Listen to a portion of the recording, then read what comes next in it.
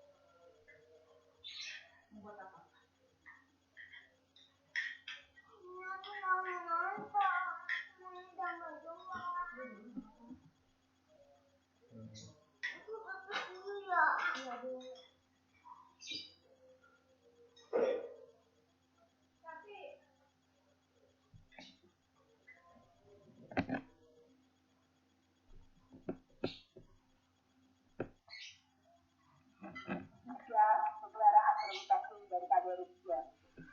Melihat ini sudah terlihat di sana ya, Pak Ditanya? Tidak. Belum. Pak Arani mungkin dijadikan fokus dulu pihak KBRI dan juga Pak Baskara. Dijadikan fokus supaya bisa sudah, silakan. Oke. Baik. Silakan Pak Ergo. Ya, terima kasih Bu Disa untuk pengantarnya. Langsung kita mulai saja. Kembali kami ucapkan selamat siang ya, selamat siang atau selamat sore, tepatnya Pak. Sudah sore. Selamat sore kepada Bapak Ibu sekalian yang berada di tanah air. Semoga sehat selalu. Juga izin kepada Pak Baskara, koordinator kami tadi sedang bertugas di Tbilisi, Georgia per hari minggu lalu hari Senin ya. Baik, jadi mungkin kita mulai saja. Topik hari ini kami angkat, topiknya judulnya adalah UMKM menembus pasar Ukraina.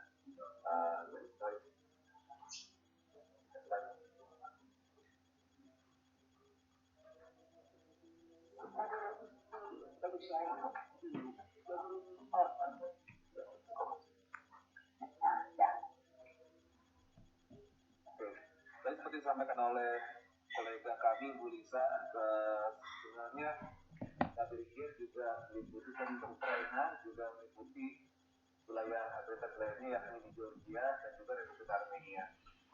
Berikutnya kita ini adalah negara Ukraina dengan perbatasannya di barat Polandia, kemudian antara Belarus, selatan dan lautan timur, dan tadi seperti yang Pak kita singgung dengan negara telatannya yaitu Rusia.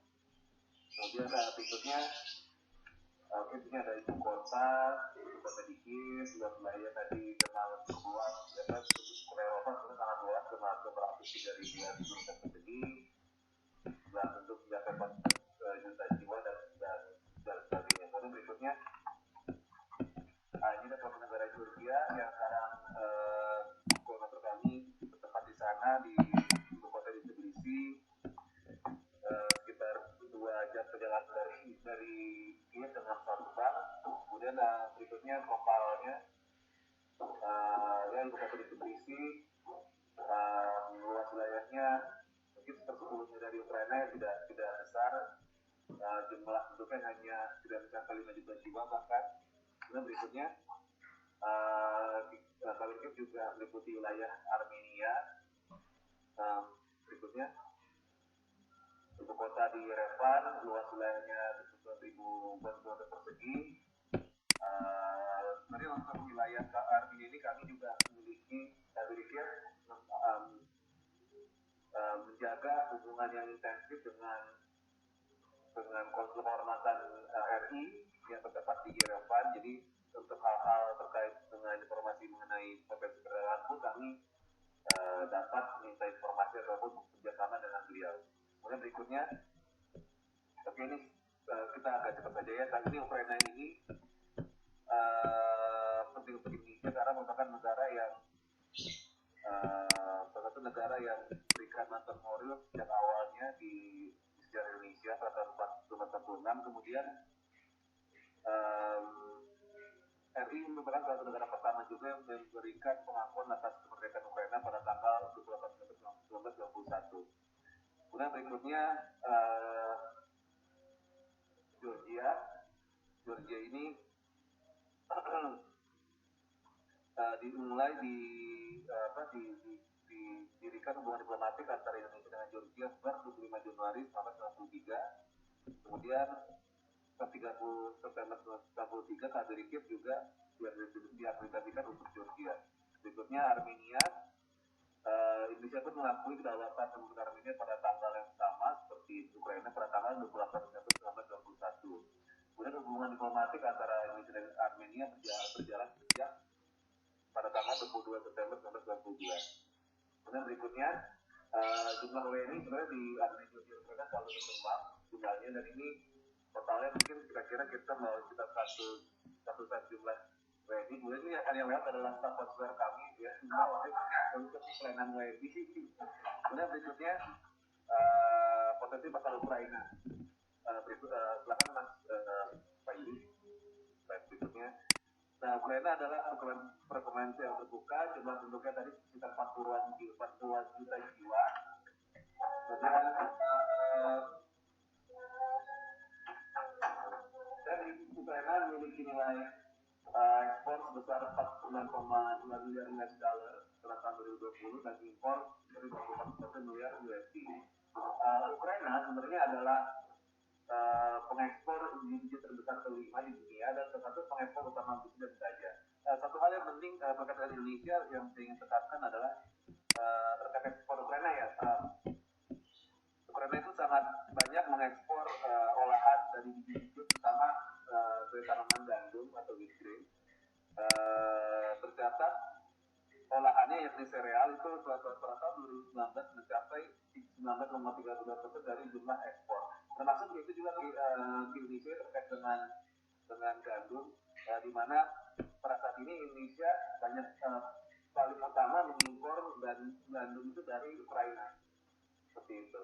Dan kami pun sebenarnya di KBRI Kiev ini saat ini sedang masih mengawal proses negosiasi memorandum antara kedua pemerintah yaitu Ukraina dan Indonesia dan pihak terkait yang mengatur mengenai kesehatan atau kualitas dari gandum yang diimpor oleh Indonesia dari Ukraina. Hal ini tidak ini hal ini menurut saya juga penting untuk kami angkat sekarang karena juga ada kaitannya dengan memorandum dengan negosiasi antara pemerintah kita Indonesia dengan Ukraina dalam hal ekspor tadi seperti yang Pak Dubes sudah singgung buah-buahan produk dari asal Indonesia menuju Ukraina. Jadi sekarang kedua pemerintah sedang bernegosiasi dan menetapkan aturan-aturan terkait dengan kesehatan, kemudian sanitasi dan sebagainya. Oke, berikutnya sebenarnya seperti yang kita ketahui bersama COVID-19 mengakibatkan kelesuan ya di dunia ekonomi. Mungkin ini sebenarnya kami sebenarnya sangat yakin bahwa Bapak Ibu sekalian di tanah air pun sangat memahami hal ini karena pada tahun 2020 setelah terjadi pandemi volume perdagangan Ukraina pun turun, ekspor barang jasa turun sebesar 4% di tahun 2019 dan impor pun turun 7%.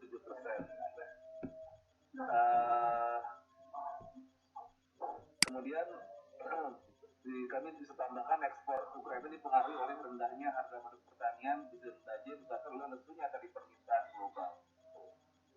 Kemudian berikutnya Pak Yudis, selain mengenai pandemi COVID-19, kami juga memberikan informasi mengenai kebijakan produk ekspor dan impor. Terkait dengan kebijakan ini, Bapak Ibu sekalian, sebenarnya secara umum KBRI Kiev menerima ya segala macam pertanyaan atau inquiry mengenai prosedur ekspor impor untuk semua jenis produk atau komoditas yang sekiranya Bapak Ibu ingin ekspor. Dan dengan cara untuk mengirimkan pertanyaan ke alamat email KBRI. Tapi mungkin Pak Yudi nanti bisa bantuan, nanti di akhir bisa diberikan aja alamat email KBRI. Nanti nanti para peserta sekiranya untuk setiap produk ingin menaikkan mengenai prosedur respon impor kemudian kita terkait dapat langsung dikirimkan ke kami. Oke, kemudian lebih ke teknis nanti mungkin bisa dibahas lebih lanjut. Berikutnya, nah ini nilai ekspornya itu dapat ditingkatkan ke Ukraina. Di sini kita lihat ada produk tadi apa ada rubber, kemudian produk olahan hewani. Tadi kami menangkap dari Pakistan ya Pak itu. Tadi juga beberapa informasi mengenai kehadiran pelaku usaha dari Indonesia yang bergerak di bidang furnitur ya Pak kalau nggak salah. Nah ini memang di catatan kami juga potensi penghasilan Indonesia dapat ditingkatkan ke Ukraina itu salah satunya adalah furnitur. Kebetulan saat yang lalu baru-baru ini memang itu kami menemani Pak Baskara bersama kami untuk berkunjung ke salah satu usaha Ukraina di sini yang bergerak di bidang impor furnitur. Jadi memang kebetulan ownersnya antusias ataupun mengemari produk-produk asal dari Indonesia dan di display di workshopnya di tokonya itu banyak sekali produk yang memang didatangkan dari Indonesia seperti itu. Memang saat ini sejauh yang kami tahu nanti Pak Baskara juga bisa menambahkan karena ada berakhir sepertinya Pak Baskara juga berkunjung ke sana dengan delegasi bisnis atau perdagangan kerja. Memang produknya masih banyak didatangkan dari Bali. Nah ini perlu kita juga untuk mempromosikan ke mitra-mitra kita yang ada di Kiev, Ukraina khususnya ya mengenai potensi-potensi daerah lain di Indonesia. Karena selama ini kan itu sebenarnya Kementerian kayak banyak orang di sini kan masih lebih tahunya mengenai soal budaya ataupun daya produk itu kan mengenai Bali seperti itu dan itu yang mesti kita harus promosikan potensi dari daerah lain. Nah, tadi seperti yang disampaikan oleh Pak Dubes, itu kan Pak Yudi, memang produk apa yang masih mendominasi ekspor Indonesia itu memang masih kelapa sawit. Oleh karena itu kedepannya ya kita harus bisa meningkatkan ekspor tadi seperti kami katakan furnitur, karet ataupun farmasi, produk olahan kayu, kertas, buah-buahan tropis, kemudian kopi dalam hal ini nanti kami akan tunjukkan beberapa kegiatan kami yang terkait dengan apa tadi seperti disampaikan oleh Pak Dubes bagaimana kami dalam beberapa saat terakhir ini aktif dalam usahanya untuk mendorong ekspor kopi ke Ukraina. Nah selain kopi tadi buat tropis kemudian juga produk seafood, ikan udang dan juga tetap alas kaki. Sebagai informasi selain tadi kami sempat sampaikan bahwa dua pemerintah di sini Indonesia dan Ukraina sedang membicarakan mengenai negosiasi memorandum of understanding mengenai ekspor gandum Ukraina ke Indonesia dan juga ekspor buah-buahan tropis Indonesia ke Ukraina. Selain ini kami juga ingin menginformasikan bahwa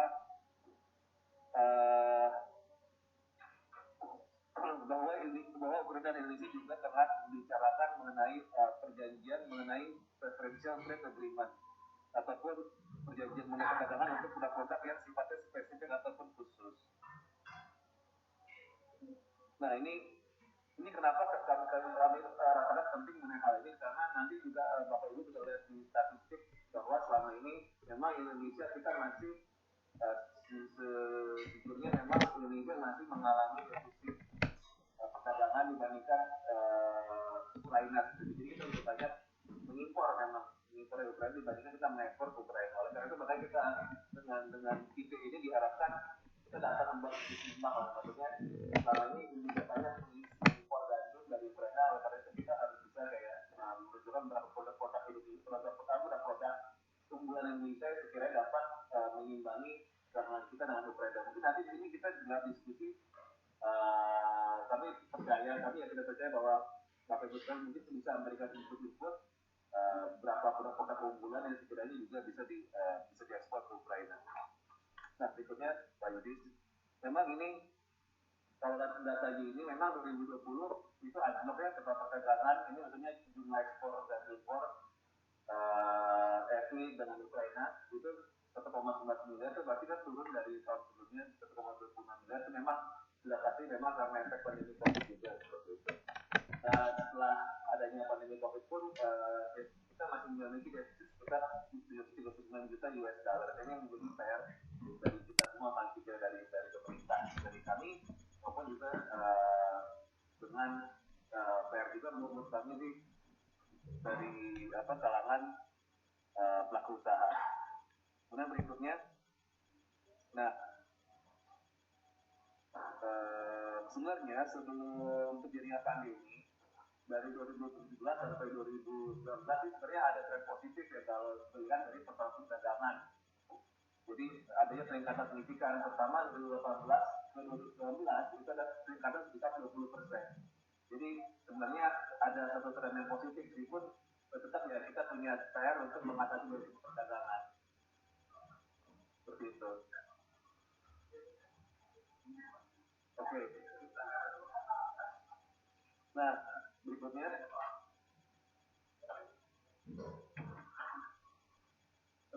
ada ini tadi seperti disampaikan kemudian dari Ukraina dalam maknya hewani, biji besi, alas kaki, karet, kopi, teh, dan rempah-rempah. Nah, berikutnya ada data kunjungan wisatawan di Indonesia. Nah, ini sebenarnya yang buat apa ini Pak? Sebenarnya ini yang penting juga kami pisahkan bahwa 2020 memang ya tadi akibat pandemi juga akhirnya wisatawan Ukraina Indonesia mengalami penurunan ya hampir 50% dari 2019 setelah sebelumnya mengalami peningkatan yang signifikan dari 2016 dan 2019. Berikutnya sebenarnya sebelum saya lupa ingin menyatakan sebenarnya kami juga ini selama ini juga memang nanti dalam proses selanjutnya kami akan sampaikan juga kami Rikir selama ini telah membantu misalnya satu pelaku usaha asal Bali ya, yang kebetulan juga menjabat sebagai konhor Ukraina untuk wilayah Bali dan sekitarnya. Memang selama ini kita banyak membantu juga memfasilitasi kunjungan delegasi bisnis beliau. Namun kami sebenarnya juga ingin melihat mungkin dalam kesempatan ini apakah mungkin dari Bapak Ibu sekalian para pelaku usaha khususnya yang dari Cirebon apakah bisa apakah ada potensi wisata ataupun yang terkait di wilayah Cirebon sekitarnya. Itu mungkin kami juga akan sangat tertarik ya untuk mendengar kita dari Bapak Ibu sekalian. Oke, berikutnya tadi saya sudah menyampaikan secara potong berikutnya. Nah, tadi mengenai produk kopi bersama oleh Pak Dubes pada tanggal 9 Februari tahun ini kami sempat mengadakan acara Indonesian Coffee Cultural Promotion. Jadi intinya adalah acara ini merupakan acara seperti saat ini di konferensi via Zoom. Kami mengundang para kalangan pelaku usaha kopi di Indonesia. Dan juga saat itu banyak juga dihadiri oleh para produsen kopi secara langsung ya, para petani kopi, karena di acara ini kami juga bekerja sama dengan Badan Pengurus Pusat ini, kemudian Koperasi Petani Nasional Indonesia, dan juga ada kalangan PT swasta, PT sentral, kemudian jadi memang seperti yang akan Bapak Ibu lihat selanjutnya di slide berikutnya. Ini adalah acara tadi itu. Jadi tadi itu seperti Bapak Ibu lihat sekalian itu ada tulisan tertentu beliau sebagai MC. Kemudian berikutnya itu adalah gambaran acara satu berlangsung. Banyak juga dihadiri oleh perwakilan dari mitra-mitra kami di Ukraina. Juga salah satunya dari mantan pejabat wakil Menteri Olahraga, Pendidikan dan Olahraga misalnya di Ukraina, bilang tadi itu juga ternyata memiliki ketertarikan terhadap isu ini ekspor kopi Indonesia ke Ukraina. Jadi tadi itu sempat ada inisiatif yang juga oleh beliau bagaimana caranya untuk menjembatani para calon mitra di Ukraina dengan para eksportir kopi dari Indonesia. Kemudian dalam momen itu berikutnya next slide, kami mendisplay juga beberapa kopi-kopi yang ada waktu itu, ada dari daerah Flores, kemudian ada dari daerah Gayo, kemudian dari daerah Jawa Barat, dari Java Preanger, kemudian dari Sumatera, Maluku, Bengkulu, hingga Banten. Seperti itu yang waktu itu kami coba dongkrak ya, khususnya animo para mitra di Ukraina mengenai potensi kopi Indonesia. Berikutnya,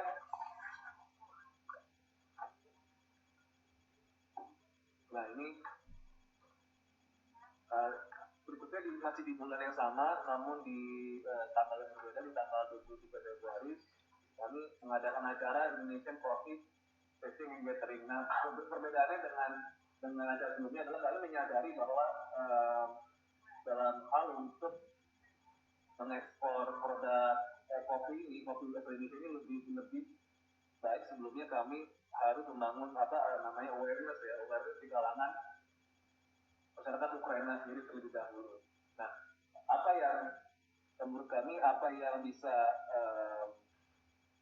lebih membuat hal tersebut bisa terrealisasikan adalah dengan cara bagaimana kita bisa mengundang perwakilan dari media-media di Ukraina ataupun para social media influencers. Ya, jadi waktu itu kami berbeda dengan yang pertama, kami mengundang misalnya perwakilan dari majalah Diplomatic Chronicles, Outlook, Newswoman, dan beberapa kolega kami lainnya yang sekiranya memiliki pengaruh di sosial media ataupun followersnya lumayan signifikan seperti itu. Kemudian next, nah berikutnya ini ada beberapa dokumentasi dari acara tersebut. Nah, berikutnya, oke. Nah, itu next lagi. Nah, ini hal yang berbeda lagi. Tadi seperti disampaikan oleh Pak Dubes juga, kami di KBRI Kiev di fungsi ekonomi kami dengan menyadari perlunya untuk meningkatkan ekspor produk Indonesia ke KBRI ke Ukraina, maupun juga untuk meningkatkan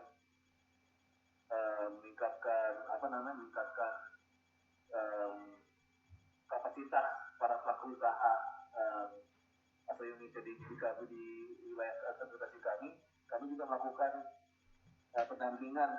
Di antaranya ada kunjungan dari pelaku bisnis di wilayah Indonesia ke Ukraina pada bulan April. Jadi saat itu kami melakukan pendampingan ke beberapa pertemuan yang terkait dengan beberapa sektor sekaligus, di antaranya terkait dengan sektor industri, dengan komunitas kopi, kemudian sektor IT, kemudian tadi dengan produk pupuk kimia. Kemudian tadi seperti saya sampaikan juga ada kunjungan ke salah satu toko furnitur di Ukraina. Oke, berikutnya. Nah, jadi tadi seperti saya sampaikan di slide ini, ada beberapa hal yang tadi untuk ekspor kopi, kemudian pendirian perusahaan IT di Ukraina, kemudian ada potensi untuk meningkatkan kapasitas di Indonesia mengenai pengelolaan limbah sampah di energi. Kemudian ini hal tadi saya sampaikan menjajakan ekspor rotan Indonesia dan sebagainya. Nah, berikutnya ini juga hal yang penting. Jadi tadi saya teringat tadi disampaikan oleh Pak Titan sendiri mengenai pentingnya adanya kerjasama asosiasi bisnis ya. Tadi kan kalau ini Pak Titan dengan salah satu pelaku usaha muslim asal Rusia, dan kami pun di KBRI Kiev sedang melakukan pendampingan dan mengawal proses pembentukan asosiasi bisnis antara Indonesia dan Ukraina yang sebenarnya inisiatifnya di dalam dari pelaku bisnis tersebut ya, jadi saya datang yang April. Oke, berikutnya. Nah itu ada beberapa dokumentasi kegiatan yang kami lakukan di bulan April tersebut. Berikutnya, Pak Yudi. Nah itu yang paling kanan kalau Bapak Ibu lihat itu terkait dengan produk itu level dari rotan itu mungkin ada beberapa yang bisa Bapak Ibu lihat di foto yang kanan ya, sebelah kanan ya. Itu ada beberapa kan ada bangku, kursi, meja itu dari anyaman rotan ya. Oke, berikutnya.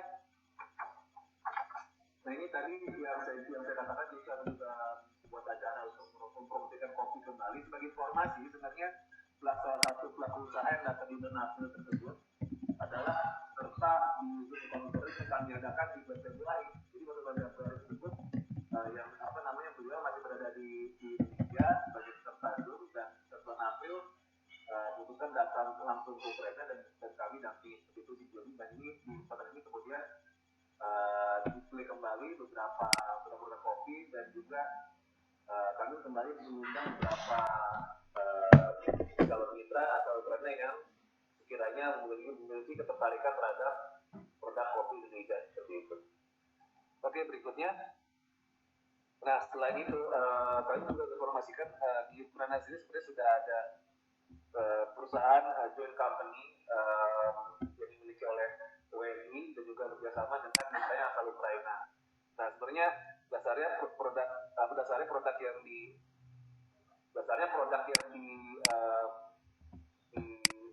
yang main produk dari perusahaan ini adalah terkait dengan IT ya, seperti pengembangan software dan sebagainya. Sebenarnya ini juga hal yang kami bisa sampaikan, mungkin nanti ditambahkan oleh koordinator kami Pak Baskara untuk perusahaan sendiri. Jadi bahwa sebenarnya Ukraina ini memiliki potensi yang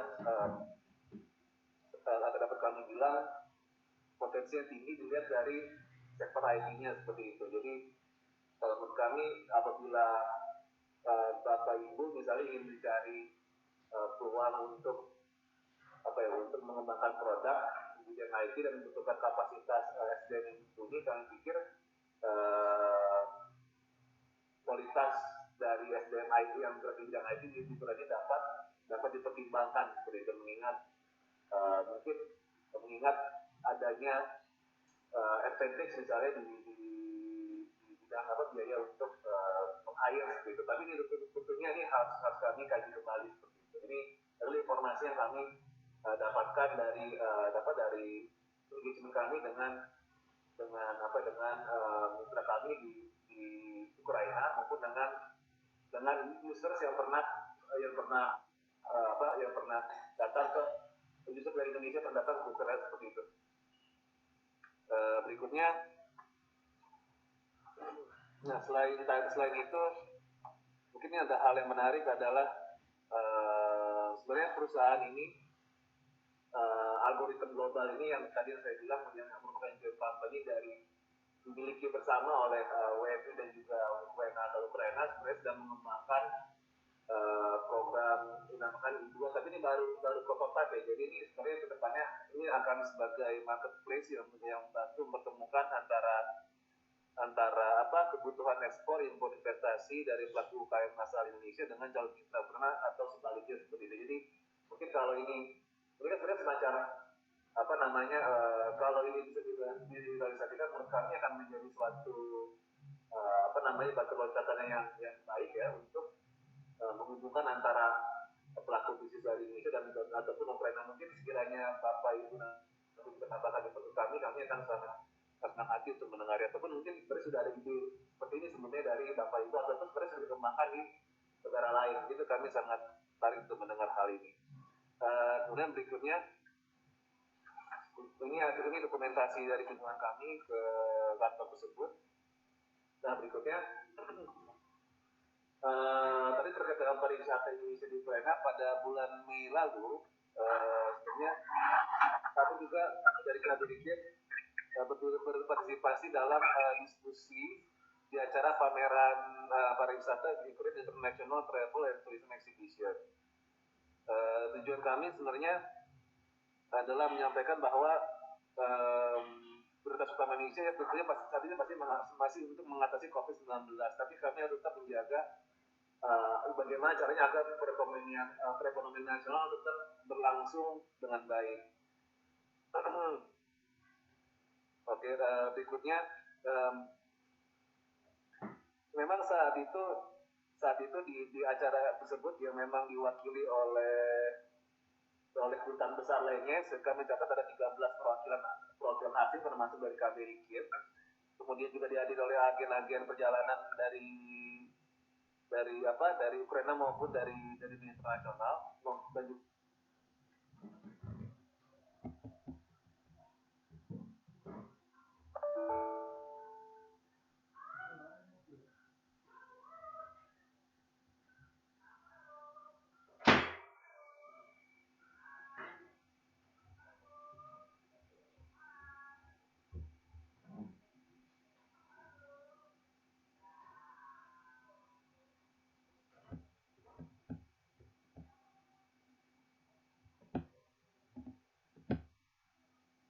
juga dari Pak Argo bahwa potensi-potensi wisata baru banyak juga bermunculan, khususnya untuk wilayah Cirebon dan sekitarnya, tetapi di wilayah lain juga banyak yang baru. Semoga setelah pandemi ini kita bisa bebas kembali untuk traveling ya, karena sebetulnya saya juga sudah ingin berangkat juga nih ke Rusia, Pak, karena situasi ya yang belum memungkinkan. Sebetulnya undangan dari Indonesia European Council sudah dari beberapa waktu lalu, ini terhambat karena pandemi. Baik, mungkin Pak Nasjala karena tidak ada yang mau disampaikan, untuk Bapak Ibu tolong di mute dulu, nanti jika ingin ada pertanyaan tolong raise hand. Dan ini kita coba akomodir dulu pertanyaan yang ada di chat. Tadi ada yang mempertanyakan ada paparan terkait alas kaki, namun info alas kaki itu berupa sepatu, sandal, atau berupa kerajinan atau apa. Kemudian yang kedua terkait produk agrobisnis, mungkin apakah ada secara prosedur khusus ya untuk masuk Ukraina. Kebetulan saya juga ada rekan itu eksportir buah mangga dari Cirebon, nanti insya Allah nanti akan saya sampaikan untuk bisa masuk ke pasar Ukraina ya, kalau memang buah dari Cirebon seperti yang Pak Dubes sampaikan itu sangat terbuka gitu ya untuk bisa masuk ke pasar Ukraina. Baik, oke, kalau boleh saya sambil menuju lainnya, silakan saya Pak. Jadi sebelumnya terima kasih Pak Dinas sudah memberikan kesempatan kepada Pak Dinas tadi dan kawan-kawan di KBRI.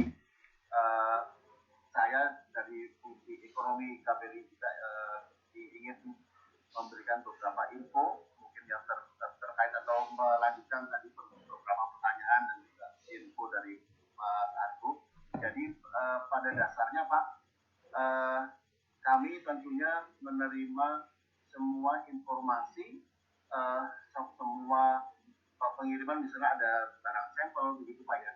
Tapi yang lebih penting adalah pada waktu memberikan barang sampel atau memberikan company profile atau produk profile yang bisa disampaikan melalui email kepada kami, itu mohon untuk ada biasanya kontak personnya Pak, kontak personnya, nomor email, nomor WhatsApp, mereka tidak menggunakan itu, sehingga kami waktu mempromosikan kami tidak hanya sekedar bicara kepada mitra kami di Ukraina bahwa kita produksi arang, kita produksi kopi gitu, tapi kita harus bisa memberikan secara lebih spesifik.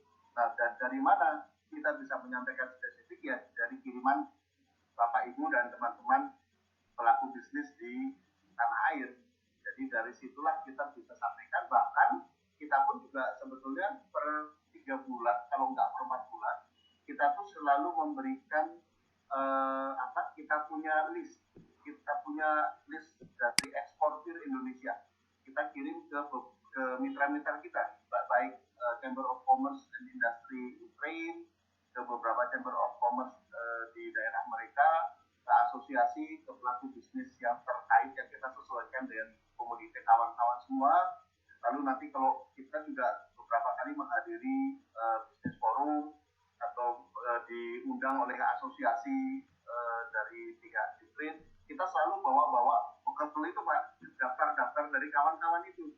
Kita print, kita sampaikan semua, tapi kita ingin yang komplit. Karena kenapa Pak? Karena kalau tidak lengkap misalnya ya pebisnis di Ukraina ini barang-barang kita tuh ada Pak masuk, tapi biasanya masuknya lewat Eropa Barat, lewat trader kita yang trader Indonesia maupun trader Eropa yang ada di Eropa Barat, let's say Jerman, Belanda, begitu Pak ya, Polandia, ada lagi di Ceko, begitu yang saya pernah lihat, ada di Hungaria, itu lewatnya situ. Jadi kalau mereka ingin direct tapi infonya tidak lengkap, biasanya ya mereka akan lewat trader lagi. Nah, yang kita inginkan bisa direct ya, salah satunya tuh supaya mungkin harganya bisa lebih sesuai, bisa memenuhi pasar mereka dan lain-lain. Dan yang kedua Pak, yang sering kami hadapi adalah kemudian pebisnis setempat ini, pebisnis Ukraina misalnya, dan waktu saya juga di penempatan di tempat lain, mereka kemudian menghubungi kami. Mereka rata-rata bilang begini, kita sudah kirim email, tapi kok nggak dijawab-jawab ya? Gitu. Jadi kadang-kadang mereka sudah lihat brosurnya, sudah tertarik, mereka kirim email, tapi ternyata pihak kitanya Pak, pihak pelaku bisnis dari kita, pihak kawan-kawan bisnis yang tidak menjawab. Beberapa ternyata karena belum dibaca atau mungkin karena berbahasa Inggris begitu Pak. Jadi kadang-kadang keperluan kita untuk bisa memahami bahasa di Inggris atau bahasa internasional lain itu juga perlu. Lalu yang berikutnya karena dunia sudah lebih global ya, sudah lebih mudah untuk mereka mencari info melalui internet dan macam-macam. Kami biasanya juga akan bisa lebih pamer lagi kalau produksi dari Indonesia itu, kalau pebisnis kita, perusahaan-perusahaan kita itu sudah ada website, dan saya rasa kalau sudah ada website itu jauh lebih mudah lagi komunikasi direct kan Pak, karena biasanya di situ kan ada kontak us begitu ya. Jadi tentu aja kami akan menjembatani awal, tapi waktu mereka melihat melalui website, mereka berkirim email dibalas, mereka tentunya akan jadi lebih tertarik lagi dengan produk kita, karena mereka yakin kita memang bisnis secara profesional. Itu Pak. Nah, kalau mengenai potensi di pasar Ukrainanya, tadi misalnya ada pertanyaan mengenai alas kaki. Alas kakinya itu dari sepatu sport Pak, sampai sepatu ini, sepatu harian begitu. Tergantung musimnya. Yang sering saya hadapi biasanya tentunya kualitasnya. Karena kalau Ukraina ini seperti Moskow kan Pak, cuacanya kan agak-agak ekstrim ya di musim dingin terutama. Jadi kalau kita memang bikin sepatu musim-musim yang ke musim dingin misalnya, ya kita harus lihat kualitas kulitnya, pembuatan dari sepatunya itu sendiri. Karena pengalaman kami sih, kalau kami beli sepatu Indonesia walaupun bagus, begitu dipakai ke musim dinginnya Eropa pasti tembus Pak. Gitu. Jadi perlu ada ilmunya mungkin untuk bisa menyamai standar kalau untuk musim dingin. Tapi kalau untuk musim panas, saya rasa nggak ada masalah. Kemudian mohon juga nanti ini ada beberapa kawan-kawan menanyakan mengenai spesifikasi barang-barang yang bisa diekspor. Ini lebih teknis, nanti mungkin kita bisa jawab satu persatu teknisnya. Tapi betul pada waktu menawarkan produk itu kalau bisa lebih spesifik Pak. Jadi dari brosurnya atau dari data yang kita terima, kadang-kadang kita juga sering mendapati misalnya pebisnis kita bilang memiliki kemampuan untuk produksi vanila.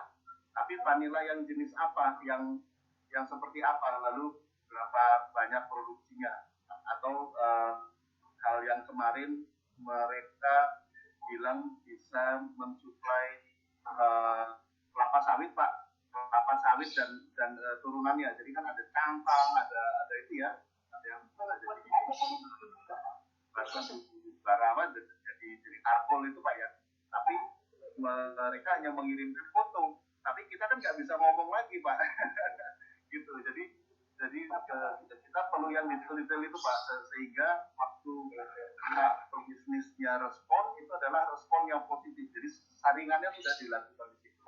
Nanti tentunya selain itu juga untuk standar pengiriman dan macam-macam itu saya yakin kawan-kawan pelaku bisnis di Indonesia semua pasti sudah mengikuti program-program yang dilakukan oleh beberapa kementerian ya Pak ya. Kementerian Perdagangan ada, Pertanian ada, Perindustrian itu juga ada binaan-binaan. Saya rasa itu baik untuk diikuti juga karena kementerian ini pasti sudah memiliki standar tertentu untuk membantu pelaku bisnis melakukan penetrasi dari berbagai macam jenis industri.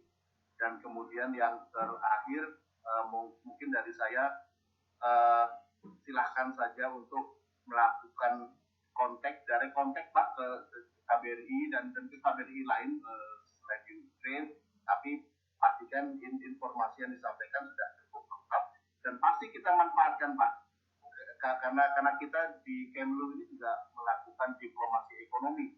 Jadi kita memang akan pakai ini semua info untuk penetrasi Pak. Untuk Ukraine kita juga lakukan hal yang sama.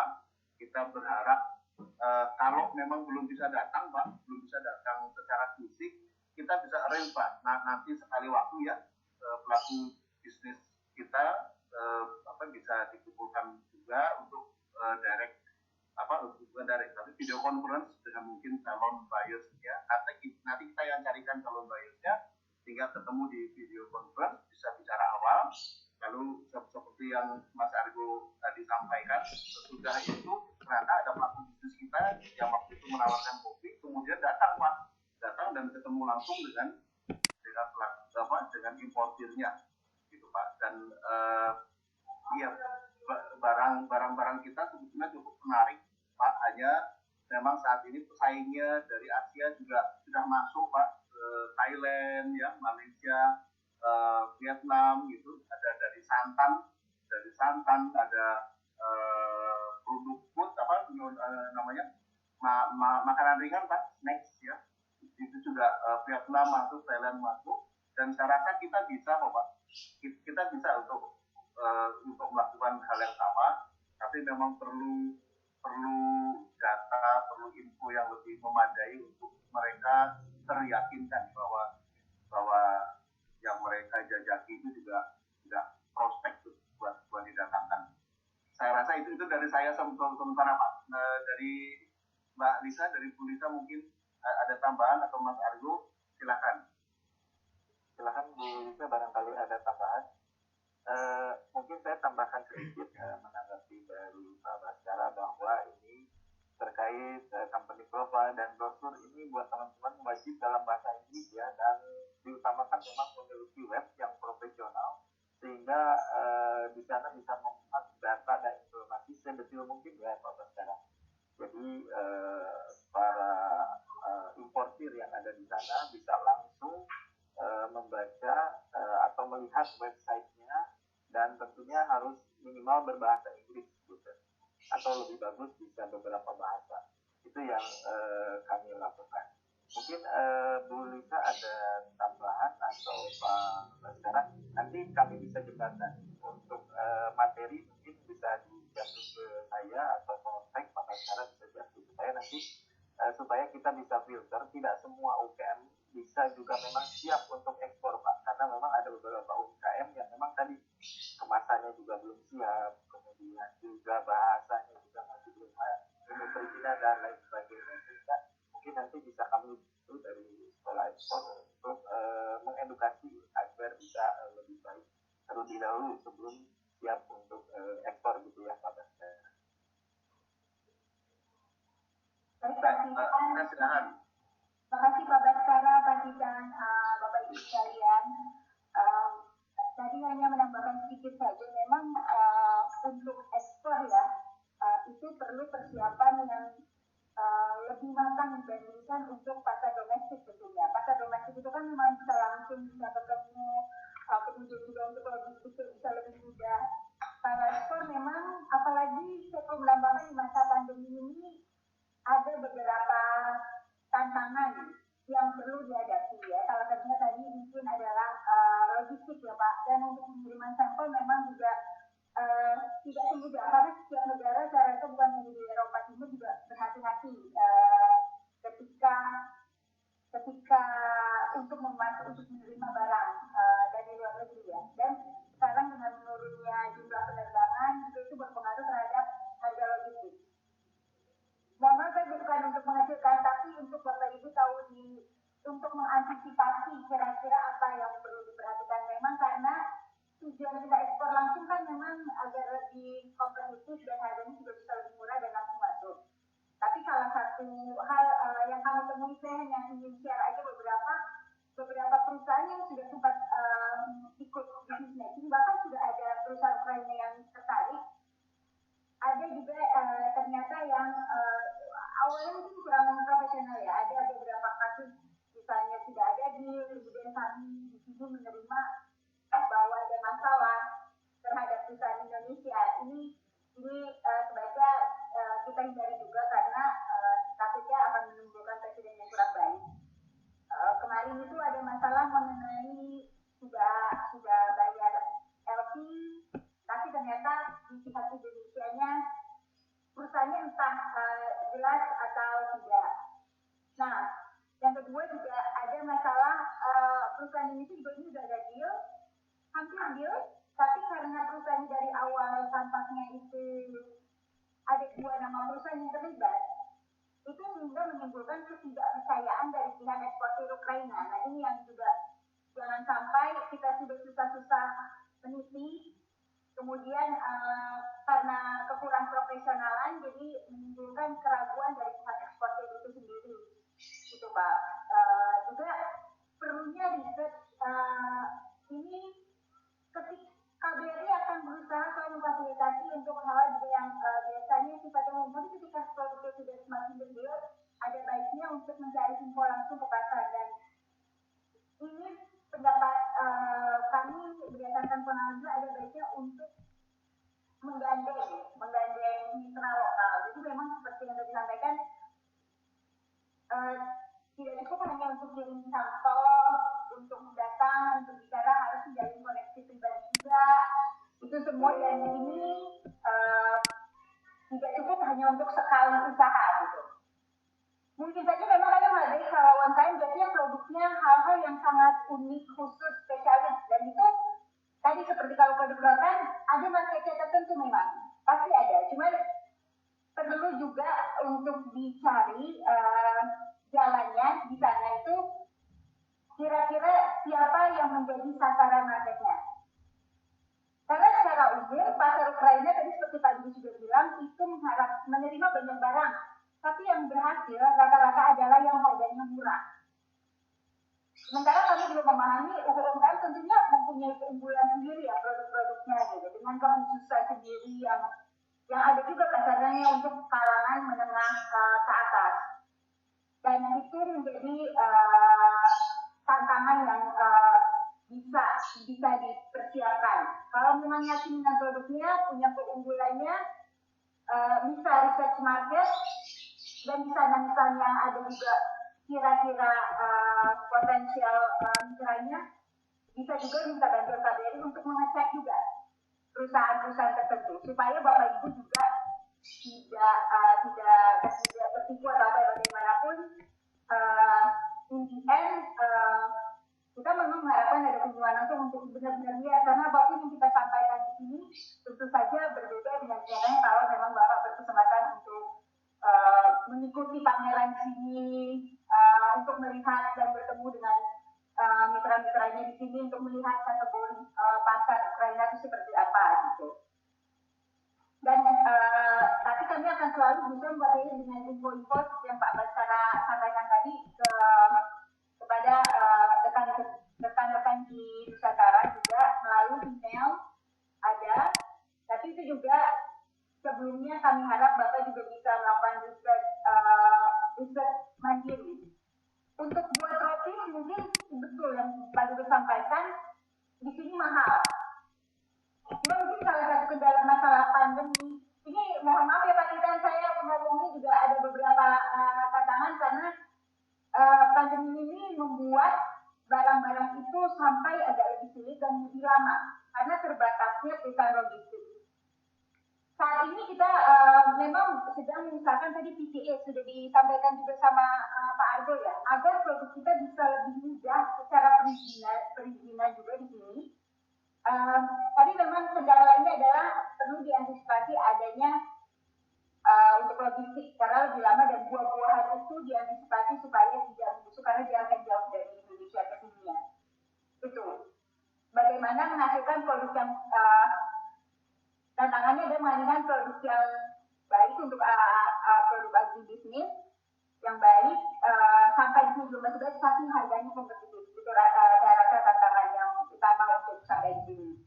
Tapi bisa juga dengan adanya mitra dari di sini, kalaupun ada mitra bisa konfirmasi lagi ke KBRI, kalau perlu memang kita kunjungi atau cari info mengenai mitranya juga bisa, dan kalau ada pertanyaan yang khusus juga bisa disampaikan ke kami. Mungkin itu sih, kami harap ini bukan untuk mengecilkan ya Pak, tapi untuk lebih mengantisipasi dalam berupaya mengirimkan produk ekspor. Ada potensinya, tapi memang itu dibutuhkan apa ya, upaya intensif untuk bisa membuka sampai sana. Akan lebih baik mungkin kalau ngomong mudah bisa mempunyai mitra di sini juga sangat baik, jalannya akan lebih mudah. Dan faktor kehati-hatian kalau memang sudah mendapat mitra bisa komunikasikan. Itu yang bisa kami sampaikan. Terima kasih. Baik, terima kasih Bu Lisa. Sebagai tambahan, kami pun sama sebagai eksportir mengalami yang namanya global distribution problem. Selama masa pandemi ini kita untuk kesulitan mendapatkan kontainer ya. Jadi untuk bisa dapat kontainer kita harus menunggu lama gitu. Nah, ini mungkin masalah global dan memang itu harus diantisipasi dan memang betul pengiriman terutama untuk tadi terkait buah ini kan biasa kita menggunakan pesawat udara dan sekarang schedule flight juga sudah sangat-sangat jarang. Mudah-mudahan nanti dari Kiev ada juga bisa direct flight syukur ke Jakarta, nanti bisa lebih mempermudah bisa ekspor. Nah kemudian di sini juga tadi sudah hadir eksportir rotan furniture dari Cirebon. Pak Roni mungkin ada yang disampaikan atau ada pernah masuk pasar Ukraina? Silakan Pak Roni.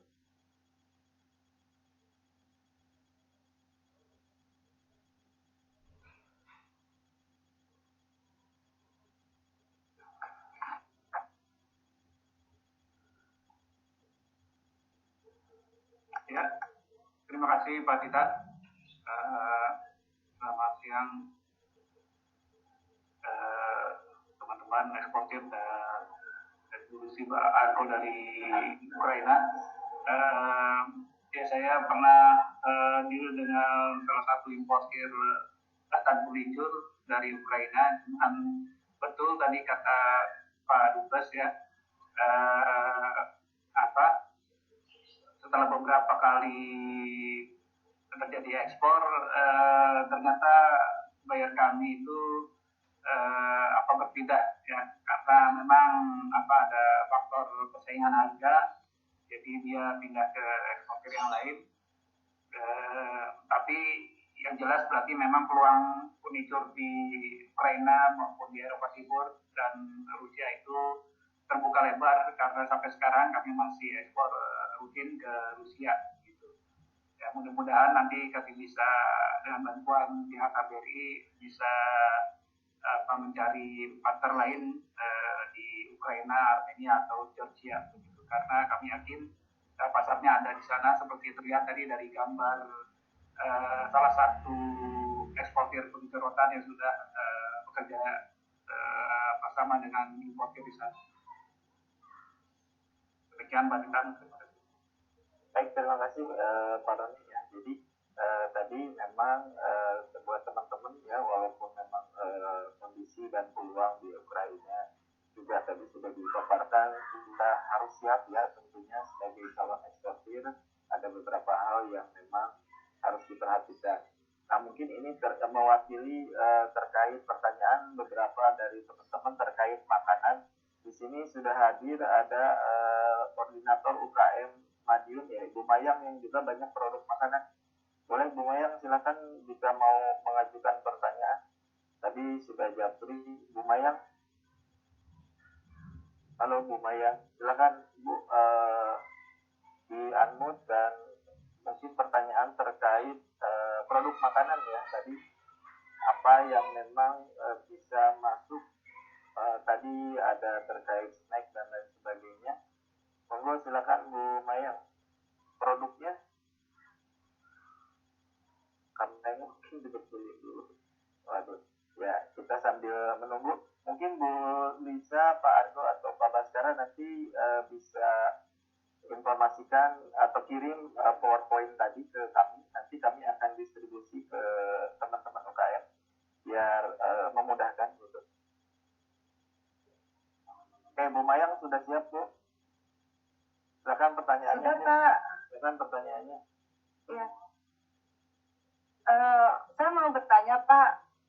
Kebetulan saya untuk wilayah Madiun Raya meliputi Ponorogo, Magetan, Pacitan, Ngawi, Mejayan, Kabupaten Madiun, Kabupaten Kota. UMKM saya ada makanan minuman, handicraft, batik tulis dan cat. Juga ada para petani juga meliputi porang, kopi, teh, dan rempah-rempah juga. Yang mau saya tanyakan begini Bapak, banyak UMKM saya yang ingin mengikuti ekspor, perizinannya sudah lengkap meliputi PIRT, ada yang sampai halal, SNI, tapi mereka bingung dengan uji nutrisi. Apakah untuk ke negara Ukraina itu diwajibkan untuk mengikuti uji nutrisi? Yang pertama. Terus untuk yang kedua, apakah nanti untuk label kemasan itu juga memakai bahasa cukup Indonesia dan Inggris atau harus menggunakan bahasa Ukraina juga? Terus untuk yang ketiga, bagaimana untuk kemasan label yang benar supaya kemasan kita masuk dan diterima oleh masyarakat Ukraina? Terima kasih Bapak. Jangan lupa beli produk-produk UMKM Madiun. Ya, luar biasa, pertanyaannya lengkap ya. Mungkin barangkali Pak Baskara mau menjawab. Ya, terima kasih Pak Titan dan Bu Maya. Assalamualaikum Bu Maya. Salam kenal dari kami. Ya, jawaban umum kami dulu ya Bu ya. Kalau kemasan, saya rasa tentunya sudah ada, kita kan juga ada SNI atau ada ketentuan lain di dalam negeri. Sepanjang itu dipenuhi, saya rasa secara ketentuan internasionalnya juga sudah cukup memadai, kecuali ada permintaan khusus dari pihak dari pihak importirnya gitu ya. Kalau nanti waktu sudah komunikasi sudah apa gitu kan, mereka pasti akan bilang tuh akan minta tambahan syarat atau lainnya kalau memang mereka kehendaki. Itu satu. Terus yang kedua, tadi pertanyaan pertama Ibu adalah, kalau boleh diulang Ibu, tadi yang pertanyaan yang pertama Ibu. Mungkin Mbak ada uji nutrisi. Oh iya. Mengenai uji nutrisi itu untuk saya harus kita harus lihat lagi detailnya. Tapi dalam beberapa hal betul harus ada uji nutrisi. Seperti kalau kita kita kirimnya terutama kayak curah gitu ya, kayak bukan uji nutrisi tapi misalnya kopi datangnya dalam bentuk curah ya, jadi yang tanpa brand begitu, tentu saja. Terus nanti barang-barang kalau berbentuk yang sudah brand itu biasanya kan eh, ada mereka perlu cek isi di label dengan isi di kandungan makanan yang ibu kirim itu ada ketentuan seperti itu, tapi persisnya yang mana untuk sektor yang seperti apa dari makanan kita perlu cari tahu dulu Bu. Nanti kita coba bisa telusur lagi produk seperti apa yang harus dinutrisikan. Tapi tidak semua Bu, tidak semua. Dan pertanyaan Ibu yang tadi yang kedua yang mengenai apakah harus ada keterangan dalam bahasa Ukraina atau Inggris itu biasanya iya. Jadi di sini di Ukraina ini semua produk impor seperti misalnya kalau kita kirim kopi gitu ya Bu ya, kopi kan pasti di belakang di depannya adalah logo kita sama brand, di belakangnya kan pasti ada tulisan keterangan produk kita. Nah nanti importirnya atau trader Ukrainanya atau distributornya itu pasti akan mentranslate ke dalam bahasa Ukraina, bukan bahasa Inggris, ke dalam bahasa Ukraina. Itu tentu saja kita nanti harus ini kan harus buatkan itu. Yang saya tahu minimal adalah kita serahkan ke mereka dalam bahasa Inggris. Nanti mereka akan translate kan. Jadi nanti bentuknya kayak stiker Bu. Kayak kalau ini barang kita yang depan, belakangnya itu nanti akan dia tambahkan stiker. Biasanya begitu. Nanti itu bahasanya pada waktu kalau udah ketemu dengan mitranya Ibu pada waktu sudah hampir deal begitu. Demikian Bu Mayang dari yang saya sampaikan. Kemudian kalau boleh menanggapi Pak Roni ya, Pak Roni untuk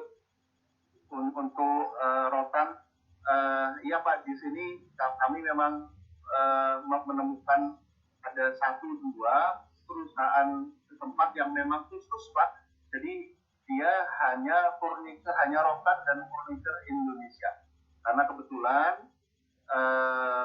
pemiliknya itu memang pernah jalan-jalan begitu, jalan-jalan ke wilayah di Indonesia, pernah ke Cirebon juga Pak, pernah ke Bali begitu, dan mereka kemudian tertarik dengan rotan dari Indonesia, khususnya karena melihat di Cirebon.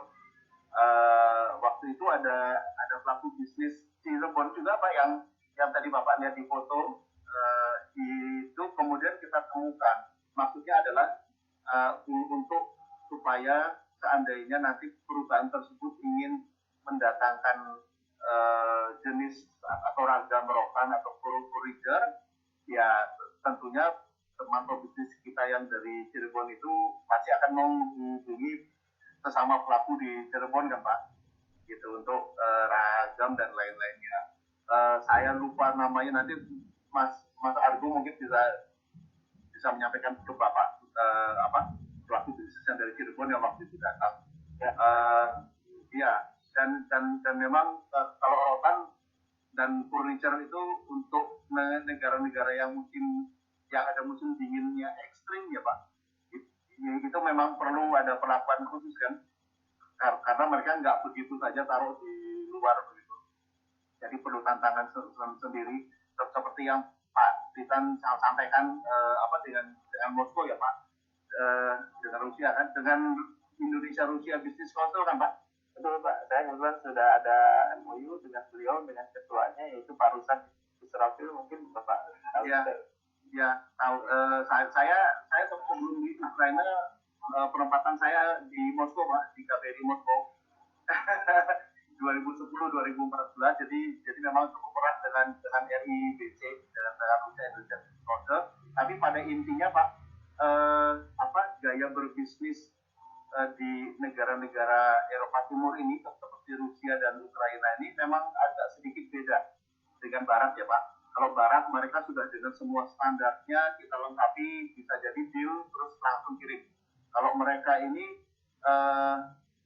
selain harus diyakinkan, kita juga harus memang seperti orang jualan bener Pak. Jadi mereka itu banyak nanyanya dalam satu hal. Kalau Pak Titan pasti sudah paham itu, banyak nanyanya ya Pak ya, banyak syaratnya gitu kan. Betul.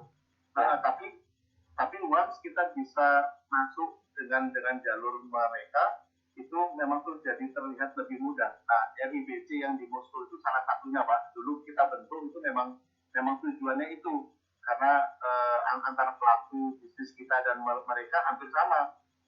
Mungkin bahasa Inggrisnya kurang, tapi mereka ingin beli produk, gitu kan, Pak. Jadi selalu dari dulu waktu di Moskow pun saya selalu bilang sama kawan-kawan Pak dubes kami itu juga selalu temukan itu minimal website, karena Rusia dan Ukraina ini mereka sangat IT, Pak, gadget dan salah satu wilayah di Eropa yang juga sangat bagus IT-nya. Jadi mereka memanfaatkan itu dengan baik. Mereka sendiri menggunakan sarana itu untuk ekspor impor. Nah, kita kalau tidak menggunakan itu, mereka terus hanya sekedar cari melalui website ya, Pak. Nah, kita nggak ada di situ. Jadi memang harus dimanfaatkan teknologi terakhir itu, mau nggak mau kita harus memiliki atau mengetahui tentang penggunaan media website dan sejenisnya untuk membantu kita melakukan promosi lah, Pak, promosi dan fasilitasi tentang kawan-kawan produk dari kawan-kawan Bapak Ibu semua. Dari saya itu, Pak. Dari Mas Argo, Mbak Lisa, kalau ada tambahan lainnya silakan. Ada tambahan lain dari Mbak Argo? Ingat saya nomor 3 belum dijawab. Apa tuh, Bu? Yang untuk label kemasan yang bisa diterima di Ukraina, atau mungkin pewarnaannya seperti ini, atau botol begini, atau bagaimana gitu, Pak? Oh, enggak, kalau gimana, ya, Pak?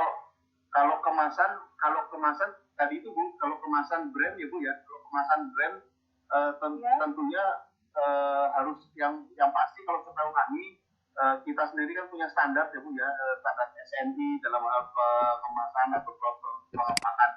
Saya rasa itu nggak masalah, kecuali nanti pihak mitra dari Ukrainanya, dari trader atau importirnya begitu, mereka menghendaki bentuk lain, ya tentu saja tinggal berbalik pada kita, apakah kita bisa menambahkan atau membuat lebih baik, karena untuk mereka pun juga ada kepentingan untuk gimana cara menjual dengan lebih cepat, dengan lebih baik gitu kan. Jadi nanti pasti adalah mereka biasanya nanti juga minta dikirim barang sampel atau apa gitu. Kalau mereka udah lihat kemasannya cukup oke dan sesuai standar mereka sendiri, tentunya nggak ada masalah. Yang penting kita standarnya sudah sesuai secara nasional juga, Bu. Saya rasa itu. Baik, Bu. Terima kasih. Begitu ya. Terima kasih Ya, ya. terima kasih, Pak Tita.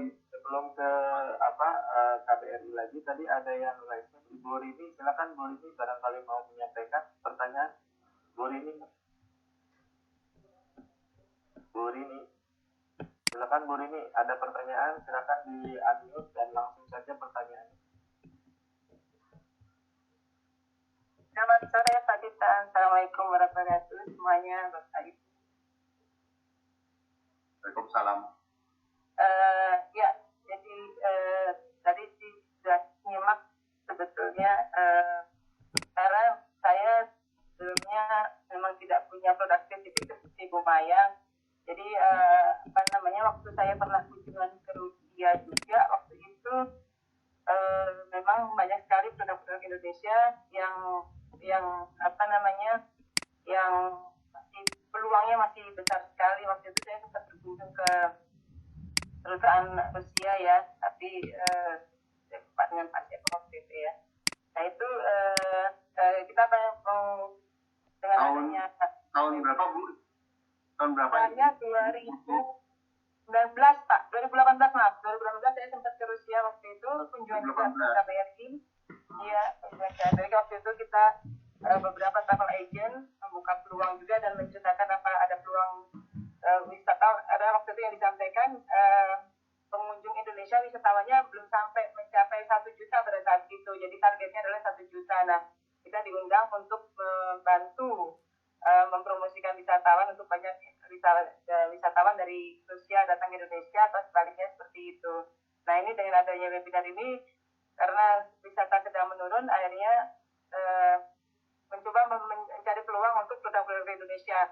Kalau saya sendiri khususnya ada di rempah-rempah dan kita juga punya cengkeh, tapi apakah belum tahu nih ini peluangnya tadi sudah sempat disampaikan juga bagaimana kalau misalnya cengkeh ini bisa masuk ke ke Ukraina dan apakah bentuknya harus yang packaging atau bisa dalam bentuk yang yang banyak Pak. Jadi saya punya beberapa petani ini yang sudah kita coba bina itu adalah cengkeh dan gula Pak, gula aren, gula Jawa, gula semut gitu.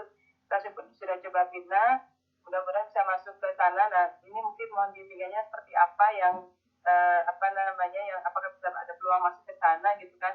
Kalau company profile kita sedang coba seperti yang disarankan oleh Pak Titan kemarin, company profile sudah kita siapkan, mudah-mudahan nanti segera kita bisa kirimkan ke BRI untuk bisa dibantu untuk dipasarkan di pasar Ukraina gitu Pak. Kurang lebih itu aja Pak Titan, mungkin mohon bimbingannya dan arahannya kira-kira apakah produk-produk kami seperti cengkeh, gula semut, spicy, bubuk cabai itu bisa masuk ke pasar di Ukraina. Terima kasih, itu aja Pak Titan. Assalamualaikum warahmatullahi wabarakatuh. Waalaikumsalam.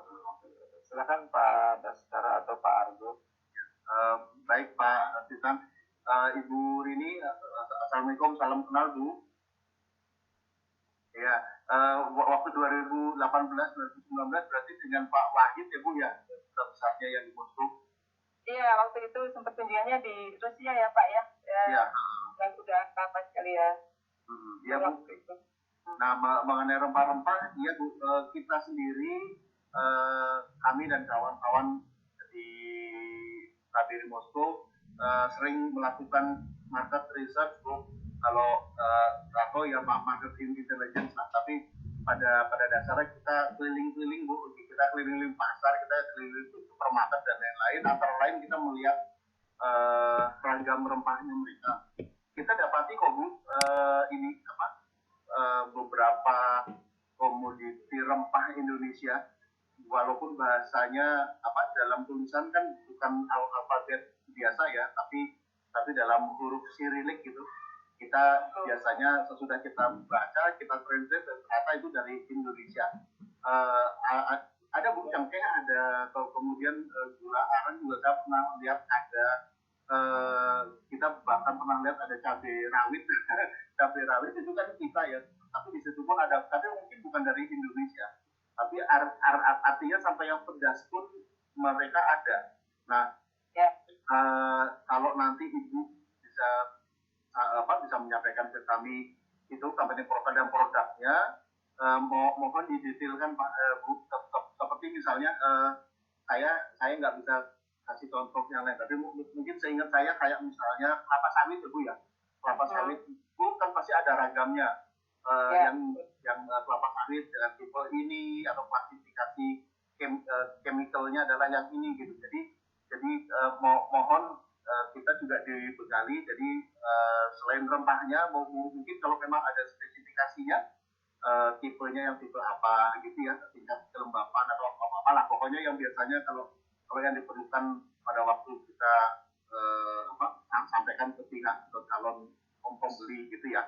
Karena nanti dari situlah mereka sudah langsung lihat, dan dalam bahasa Inggris kan, syukur bisa di website atau paling tidak ada emailnya dalam brosur yang dalam bentuk PDF itu, sehingga kita bisa sampaikan dahulu info awalnya seperti itu. Kalau mereka tertarikan, mereka bisa direct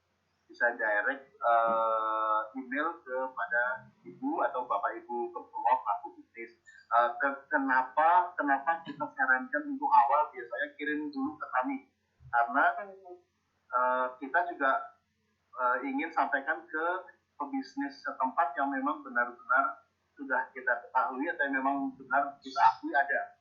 Pak Atitan tahu ya, kadang-kadang bisa kemudian pihak sana yang merasa dirugikan atau pihak sini yang dirugikan. Tadi Mbak Lisa sudah sampaikan, ada yang sudah mau deal, ada yang sudah kirim barang sampel gitu ya. Jadi pihak asing pun kalau ini cerita di luar konteks, tapi pihak asing pun dimanapun kami sedang penempatan, kadang-kadang kami terima aja tuh komplain dari pihak asing bahwa bilang mereka sudah beli, sudah dikirimin barang sampel, sudah oke, mereka sudah bayar setengah, tapi barang nggak pernah datang. Pokoknya cerita-cerita gitu, Pak. Nah, jadi kita ingin kasihkan kepada pihak yang mitra kami bahwa ini adalah perusahaan-perusahaan Indonesia yang memang sudah terdaftar, yang sudah diakui dari daerah, dari nasional. Kalau perlu kita selain PDF produk, kita juga disampaikan ini ya, kopi akte perusahaan atau apa. Karena kadang-kadang mereka juga tanya itu sih Pak, baik dari musuh dulu maupun dari sini. Jadi kita pun juga ingin pastikan bahwa yang kita sampaikan ini adalah memang bisnis tangguhnya Indonesia yang sudah ingin penetrasi ke wilayah sehingga mereka meyakinkan dan mereka nggak perlu lewat kami lagi, tapi akan direct via email mungkin atau bisa jadi mereka juga WhatsApp untuk say hi, tapi mereka yakin bahwa ini sudah di jalur yang benar lah untuk komunikasi awal dengan kawan-kawan pebisnis di Indonesia. Iya. Mbak Lisa, ada tambahan Mas Argo? Baik, terima kasih Bu Rumi, bisa di-mute kembali. Silakan Pak Argo atau Bu Lisa, karena waktu juga sudah hampir 1 jam lebih ya, mungkin ini closing statement ya dari Pak Argo sama Bu Lisa. Sudah 2 jam ya. Dan baik Pak Dita, closing statement ya mungkin dari Argo sama Bu Lisa.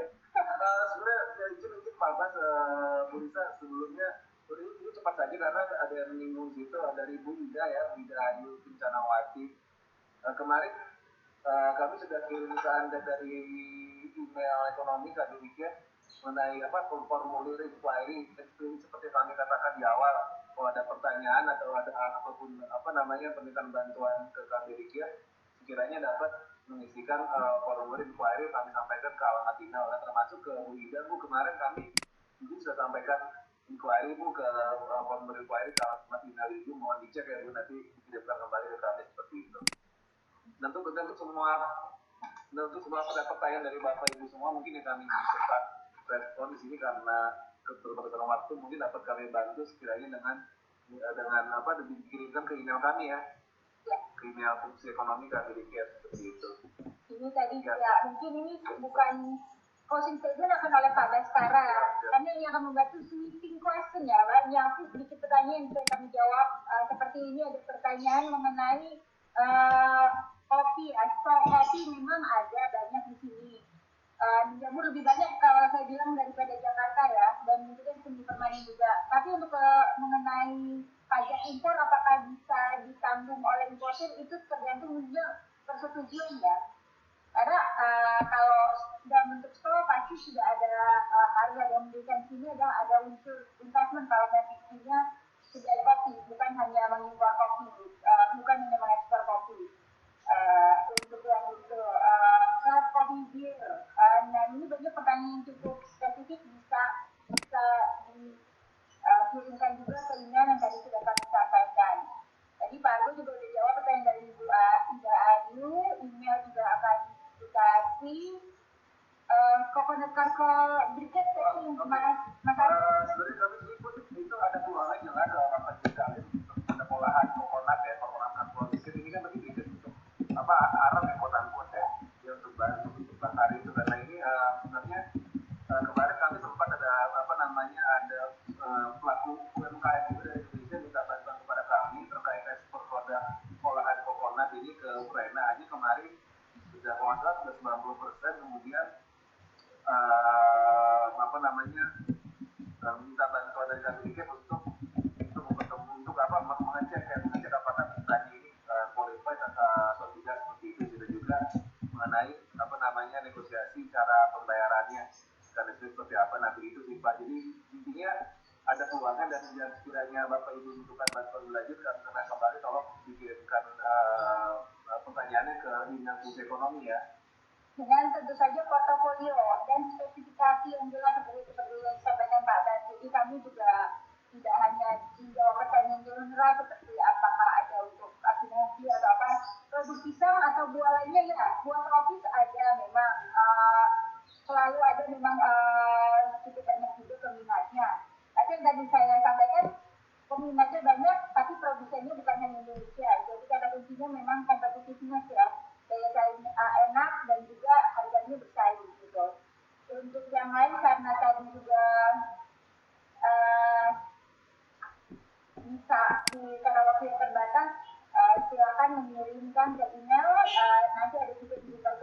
formulir akan sangat kami hargai kalau bentuknya dalam surat yang bertanda tangan.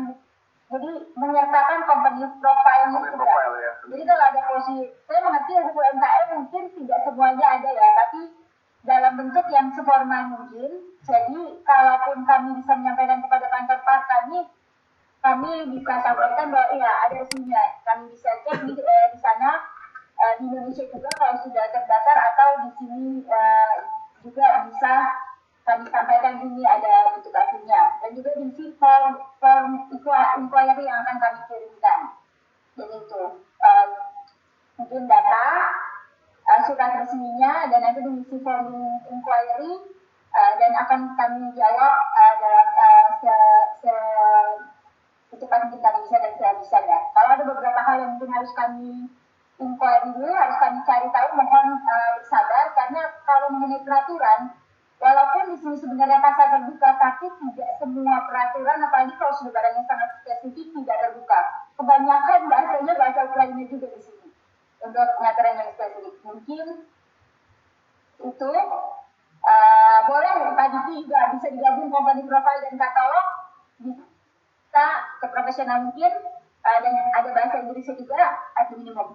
Mungkin itu Pak Baskara dari saya dan Mas Argo. Pak Baskara untuk closing dan mungkin tambahan lagi. Terima kasih.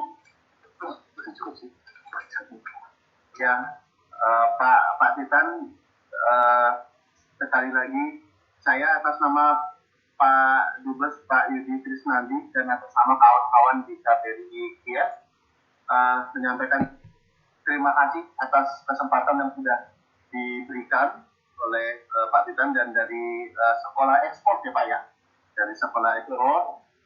Mudah-mudahan apa yang kita sampaikan ini cukup berguna, cukup informatif untuk Bapak Ibu dan kawan-kawan semua di Indonesia, para pelaku bisnis, khususnya UKM Indonesia dalam melihat peluang untuk bisa melakukan ekspor atau trade ke negara akreditasi kami di Ukraina dan beberapa negara lain yang jadi akreditasi kami, tapi khususnya